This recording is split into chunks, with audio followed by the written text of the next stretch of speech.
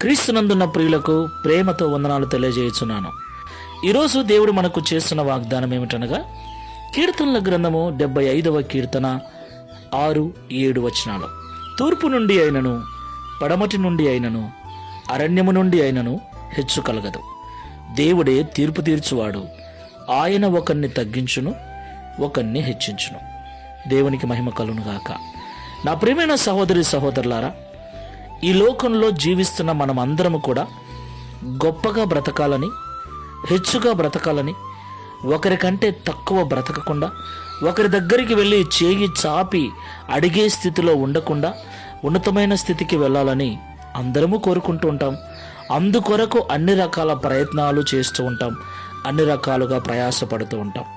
అయితే మనం ఎన్ని ప్రయత్నాలు చేసినా, ఎంత ప్రయాసపడినా మనము హెచ్చుగా జీవించాలి, గొప్పగా జీవించాలి, ఉన్నతమైన స్థితికి వెళ్ళాలి అంటే అది దేవుని వలననే సాధ్యం.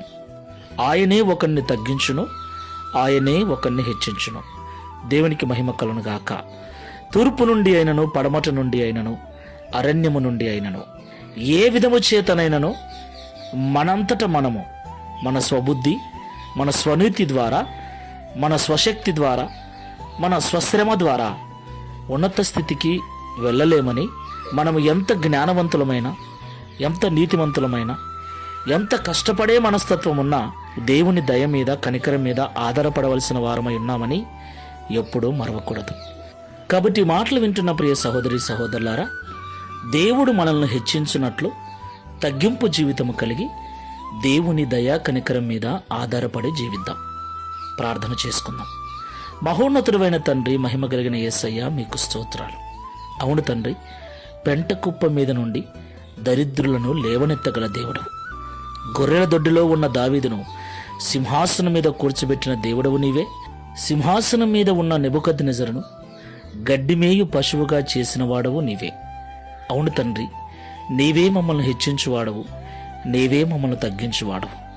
కనుక మా స్వనీతిని, స్వజ్ఞానము మీద ఆధారపడక, మేమెంత కష్టపడే మనస్తత్వం కలిగి ఉన్నా నీ దయా కనికరముల మీద ఆధారపడి నీ కృపకు పాత్రులమై నీ ద్వారా హెచ్చించబడినట్లు సహాయము చేయమని, అట్టి మనస్సును ఈ ప్రార్థనలో ఏకీభవిస్తున్న మాకందరికీ అనుగ్రహించి, తద్వారా ఈ దిన వాగ్దానమును మా అందరి జీవితంలో నెరవేర్చమని యేసు నామములో ప్రార్థించి వేడుకుంటున్నాము తండ్రి. Amen. Praise the Lord. God bless you.